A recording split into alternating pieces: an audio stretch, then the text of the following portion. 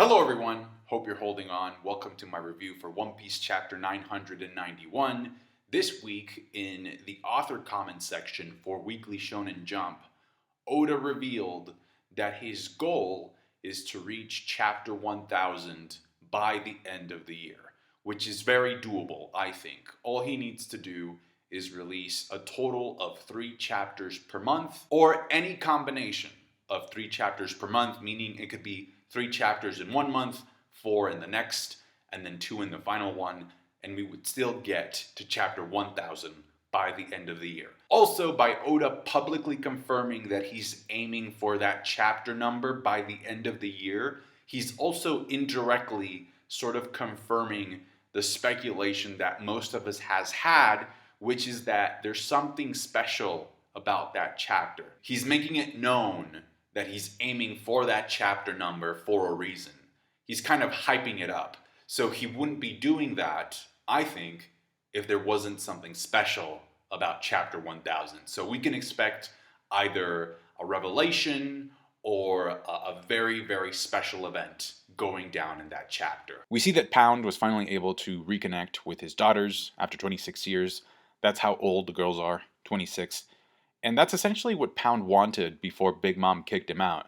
Like, as he was being kicked out, he did tell her, at least let me hold them once, just once. So after all that time, after all these cover story pages, Pound finally gets his wish. And the most important part about this, at least for me, is that Baby Pez is happy. Like, he even decided to get up and walk for this moment. So I wonder if those are his first steps. We basically start off with Drake having a flashback of Luffy-san, of Kobe just fanboying over Luffy. Luffy-san. And the dialogue is kind of a reference to Mihawk's dialogue in Marineford, where he says that Luffy has the ability to make friends and allies out of everyone he meets. Now this flashback, this conversation, is taking place post-time skip, because if you look at the way that Drake is dressed, his design is his post-time skip design.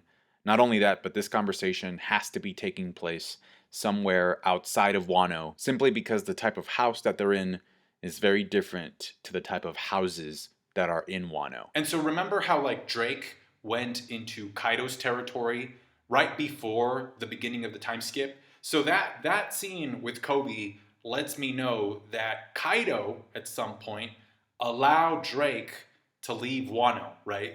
Because again, that house doesn't seem like it's in Wano, so that meeting has to be taking place outside of Wano. So Kaido allowed Drake to leave Wano just like he sent Jack to Zou, and also how he let Apoo leave with the numbers, because Apoo says that the numbers have destroyed a lot of towns, right? So I think he has let Apoo and Drake just go on their separate missions and do their thing.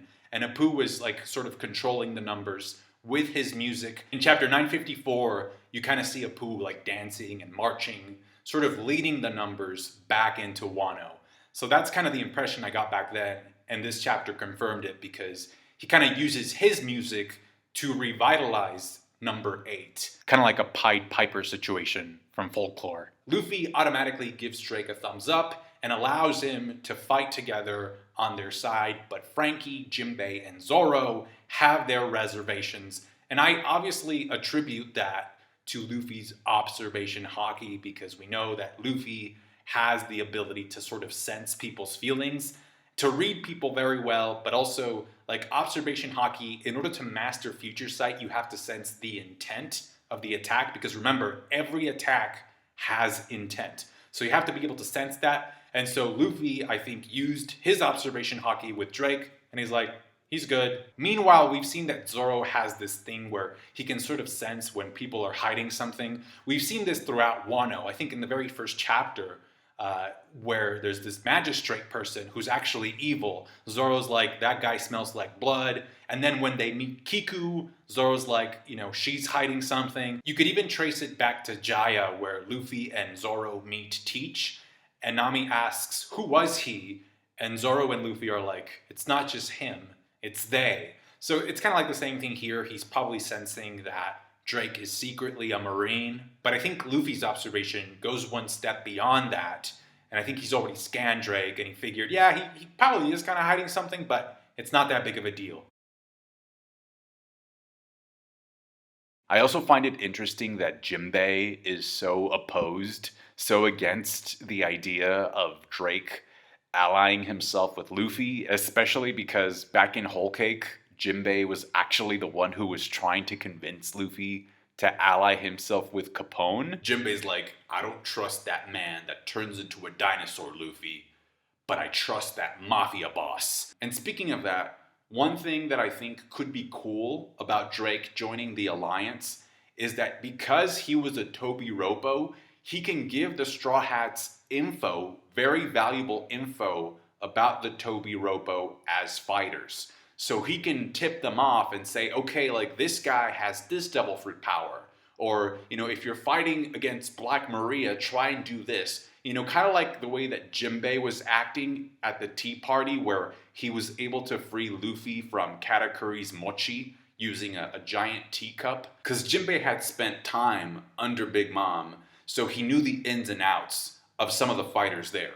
So I can definitely see Drake serving a similar purpose, where he's giving the Straw Hats advice on how to fight the Tobi Roppo. In fact, we might even get some additional info about ancient Zoan devil fruit powers from Drake. Ulti and Page 1 have arrived at the scene. Some of the samurai try to stop them from advancing to getting to Luffy, but Ulti goes into her hybrid form, and then Page 1 goes into his full-on Spinosaurus form, and the samurai get wrecked. And I have to give credit to Sanji for reacting the way he did when he noticed Ulti, because normally his eyes would pop out as hearts and he would just start drooling. But in the panel where he notices her, he just blushes. So his reaction is much more subdued. So I appreciate that because it kind of shows growth. Now the funniest part of this chapter has to go to Usopp, because after he's done using his Midoribosh to hit Page 1, he actually pretends to be Nami and gets her in trouble with Ulti.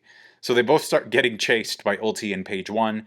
And I have to say that if this is what the fight ends up being, if we actually get a Nami and Usopp combo team up, that gets me excited, because realistically speaking, I don't know how Nami and Usopp could possibly win against those two. So Oda has to get really creative to find a way of making their win make sense. Zoans are known for their physical durability and strength, and Nami and Usopp are not. So it's going to be a very, very difficult fight. It's going to be a brains versus bronze type of fight if it actually goes down. I've said this before, but Usopp has some of the most creative fights in the series, so we'll see what Oda comes up with here. My first reaction is to think that it's impossible that they could win, but I also think it's worth remembering that Ulti and Page 1 have already taken some damage. Like previously, Luffy landed an elephant gun on Page 1, and then he did a duplex move on Ulti, and then Yamato came in there and knocked Ulti out.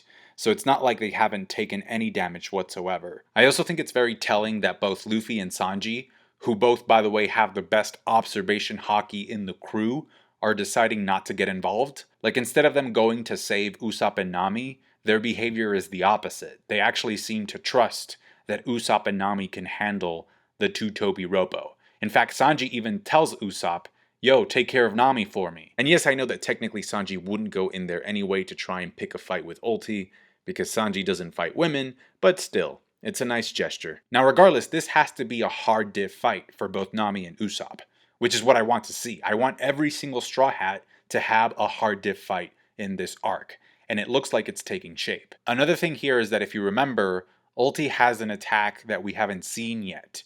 It's called Ulti Meteor, and she was about to use it before Yamato came in and hit her with the Thunder Bagua.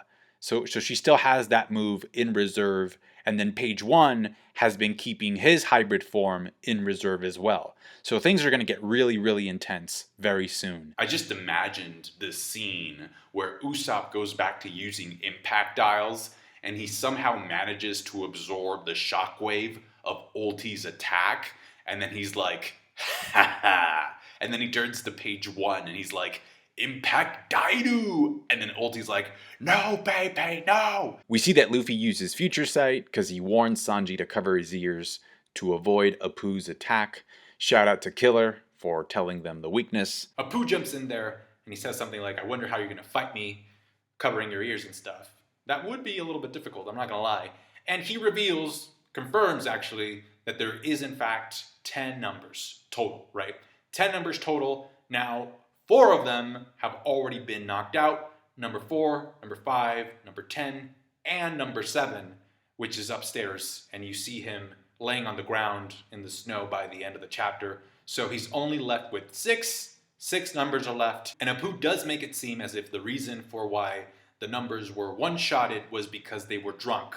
Okay? Because when he calls the rest of the numbers in, he says, "Yo guys, sober up and get in here." And then he tells number 8, Hacha, "Have you sobered up already? So go fight," right? So it seems like, yeah, because they're inebriated, like that kind of dulled their senses, and that's why they were one-shotted or they were taken down this easily. But I don't think maybe normally they would go down as easily. Hacha starts chasing Frankie out of the dome because he confuses him for a toy. That's also part of Jinbei's strategy to get that number out of there. And Frankie makes a comment. He says that he doesn't have enough cola left to fight the numbers. So if he's low on cola, I can only hope that if he does fight number 8, that maybe that forces him to do something else and to pull out a new technique.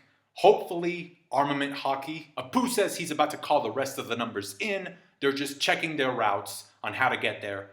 That was cringe, I'm sorry. Anyway, Drake and Zoro's mutual hate of Apoo allows them to play nice. They team up, they bro up, and now they're swinging at Apoo and stopping him from calling in the numbers. And I kind of want to know what the story is there, because I understand why Zoro hates Apoo, but I'm not really sure why Drake hates him. Are we going to get a flashback of Drake and Apoo living in the same building together, and then Drake not being able to sleep at night, like grabbing his pillow to cover his ears because Apoo just won't shut up with his music? It's like, oh, that neighbor is too loud. Anyway, it seems like Apoo will be able to summon the numbers that are left because Queen shows up from up above to grant him some cover by firing some very weird special type of bullets. Now, there are several options of what the bullets can be made out of.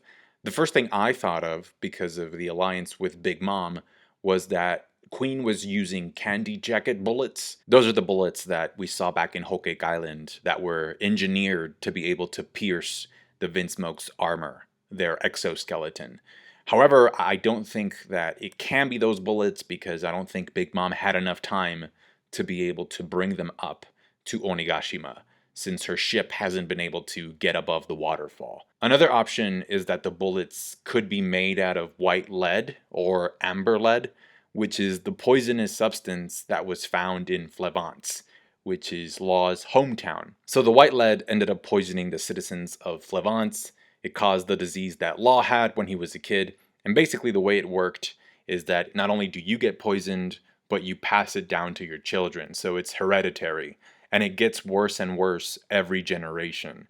So one generation lives up to be 50 years old, the next generation lives up to be 30, and then the one after that only lives up to be 10 years old. So it eats away your lifespan, essentially.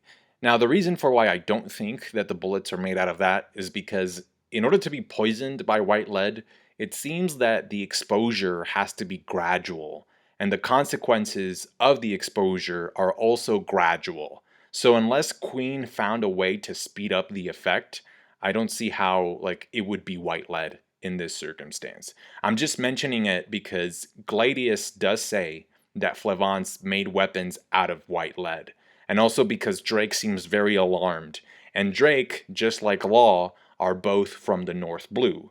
So if this were white lead, Drake would know because he's from the North Blue, which is where Flevance is, and that's where the disease originated from. Another possibility is that the bullets can be made out of a material called liquid iron ore, which is the material that Koala says that they found in the weapons that were in Dressrosa. Now, we don't really know much about that material. We don't know what it does exactly. All we know is that it's a special kind of material and that not all countries can mine it. So it could be that Queen's bullets were part of that special stash that Doflamingo was trading. Actually, I forgot to mention that in chapter 762, Senor Pink does say that the people of Flevance did have white lead bullets that they were using against the people that were attacking them. So it could be that, or it could be the sea stone bullets, to use against Double for users, or it could be the mummy bullets that we've seen used in Udon against some of the prisoners. Now, if you remember, the way the mummy bullets work is that if you get hit by one, you start burning up. You essentially turn into this zombie slash mummy version of yourself. And then if you touch somebody else, or if somebody else touches you, they get infected, and that's how the effect spreads. So the effect of the mummy bullets would be contagious, or is contagious, unlike the effect of white lead, which is not contagious. You can't pass it on to other people. You can pass it to your children, but you can't like touch people and contaminate them as well. That's not how white lead works. So there's a bunch of different types of ammo in the One Piece world, right? A bunch of different type of materials that can be used to create bullets. So let me know, which type of bullet do you think Queen is using in that scene? I wish I could just take a poll, because there's so many types. Either way, no matter what Queen is actually shooting, I think the scene merits the intervention of either Law or Chopper, because they're doctors, so people are going to be needing treatment. Now, personally, I don't really want those bullets to be the mummy bullets, even though that's the most obvious answer, because back in Udon, Chopper pretty much overcame those bullets. Like, he said, like, yeah, I mean, finding the antidote for the effect of these bullets was actually very easy. So if Chopper goes in there and he's like, oh yeah, I have the antidote for this, then there's not really a challenge, right? But let me know what you think. What do you think those rounds are made of? We go back to the top of Onigashima and we find that Jack has been messed up. His tusk was sliced off. He has a shank scar now over his eye. The Minks really put in the work. But if you look at the armies, both armies seem to be knocked out. And if you look at the Minks that are on the ground, their Sulong form has expired. The only Minks that are still in Sulong form are Nekomamushi and Inuarashi. Now there's a quote here by Kaido where Kaido says that Jack is one of his hand-picked lead performers. And I was always under the impression that in order to join Kaido's crew, you kind of had to fight your way in. But it seems like Jack was actually picked by Kaido. And then Kaido says, this does not make you weak. It's just that they're very strong. So, you know, acknowledging Jack.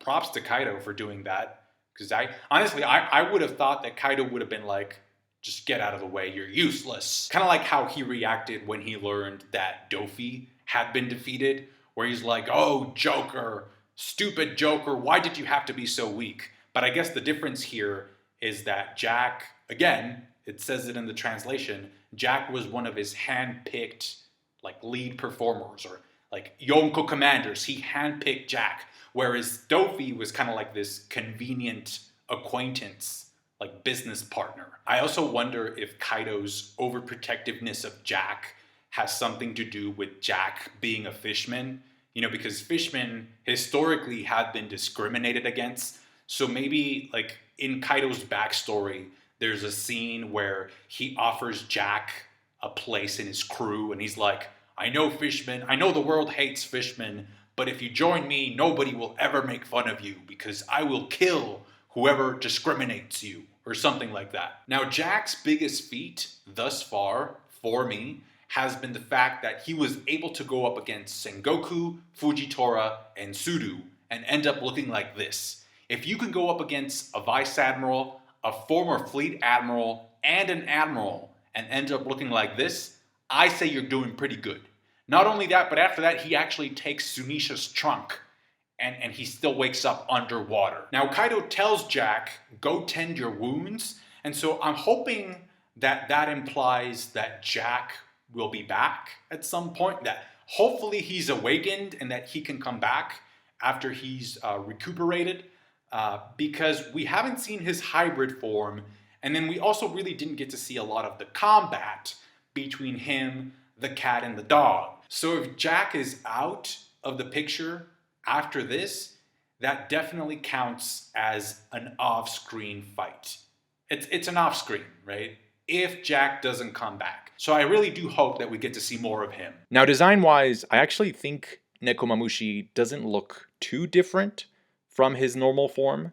I mean, he looks wilder, more intimidating, but ultimately I think his features didn't change too drastically. Inuarashi, on the other hand, looks like a completely different animal. I mean, he looks like a demon, coyote, fox with rabies. He also kind of reminds me of that dragon boy from Spirited Away.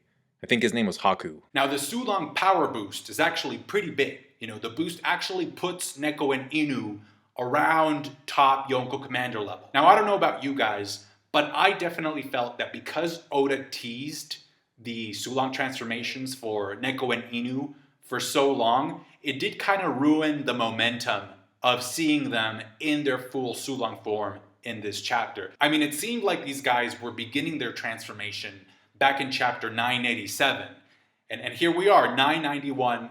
We finally get to see them. So I do think that kind of, like that distance between 987 and this chapter did interfere with the hype and the momentum. That being said, I also understand that it was a strategic move to let the pawns go first. It's actually kind of funny because in the last chapter review, I did ask, like, why doesn't Kaido just shoot a blast at the samurai?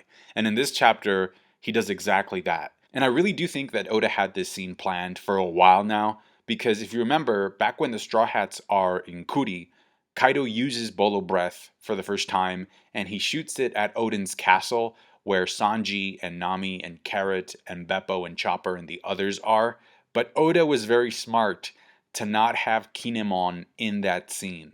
Because if Kinemon had been there, he would have been able to cut the explosion just like he did in this chapter. So instead, Oda has Kinemon and Kiku run down from the hill with the excuse of them going to save Otsuru. So I thought that was a very smart way of Oda being able to justify Kinemon leaving that location so that he wouldn't ruin the surprise that he's capable of cutting Kaido's Bolo Breath. Because if Kinemon had been there, people right now would be like, why didn't Kinemon do this earlier? Well, it's because he wasn't there. Now, personally, if it were up to me, I would have ended the chapter with Kinemon just cutting the blast and left it at that. However, Oda decides to go one step further and have Kinemon's attack actually cut Kaido in the mouth. So you see some blood there as well. Now, back when the Scabbards jumped Kaido and pushed him to the ground, yelling Tsunachi, there were a lot of fans speculating that the reason for why the Scabbards were able to hurt Kaido was because Kaido was emotionally vulnerable at that point in time, because he was getting triggered by these emotional memories of Odin being able to hurt him 20 years ago. The speculation even linked this phenomenon to what happened with Big Mom back in Whole Cake Island, where after Brooke destroys the Mother Caramel photo, Big Mom gets really emotional and that deactivates her defenses, and so that way she can get hurt. However, in this chapter, we clearly see that that's not the case, at least when it comes to Kaido, because in that scene where Kinemon cuts him in the mouth, Kaido doesn't appear to be having any emotionally charged memories that would serve to debilitate him or lower his defenses. In fact, in that scene, he should be battle ready because he's jumping in there to cover for Jack, to prevent Jack from getting even more damaged. So he should be fully focused, and even then, Kinemon's attack manages to hurt Kaido in the mouth. And so what I said back then, when we found out that the Scabbards were able to hurt Kaido, is that I attribute that to them being able to use Rio. If you can use Rio, you can harm Kaido. I think it's that simple. I mean, in 987, we even see Kiku being able to pierce through Kaido's hand. So Kinemon being able to cut Kaido's mouth doesn't really surprise me. Again, we know from Zoro's moment in Alabasta and from Hyogoro's lesson that if you're a swordsman, being able to use Rio comes a lot easier, because the point of Rio is to be able to let Haki flow through your body so that you can eject it, so that you can shoot it out. So if you're a swordsman and have the proper sword, the sword helps you channel your Haki, making the use of Rio a lot easier. In other words, being able to harm Kaido, as illustrated by this chapter, is more of a matter of technique than it is about brute power. The only way I see Kaido's mental state playing a role is if next chapter, we get a scene where Kaido is explaining that, oh, it's because, Kinemon's stance, or the way that Kinemon charged at me reminded me of Odin or something like that, and I started getting those memories back. That would explain that. But as of right now, I think it's just the Rio, and even with that explanation, like, I've already seen some people asking questions like, how does it make sense for Kinemon to be able to hurt Kaido, because Kinemon was getting pretty much trashed by Doflamingo in Dressrosa. So how does that work out? So I think there's two reasons. Number one, I think it's kind of like the plot taking over.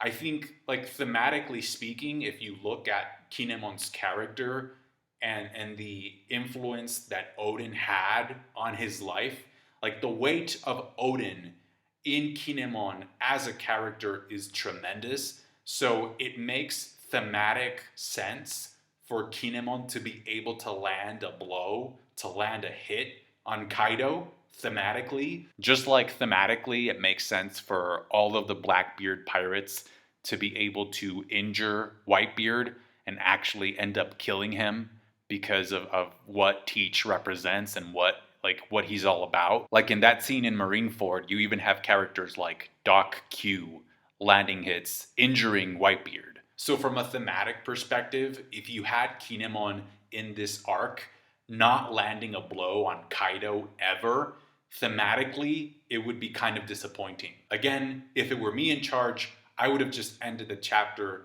with Kinemon cutting the fire, and that would have been that. That would have been great.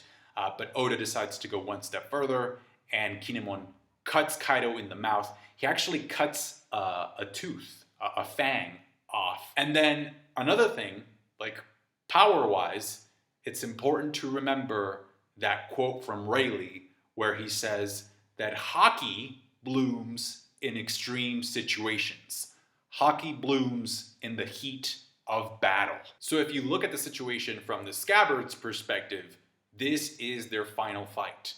They literally think that they're gonna die, okay? Like when they got to Onigashima, they sunk the ships.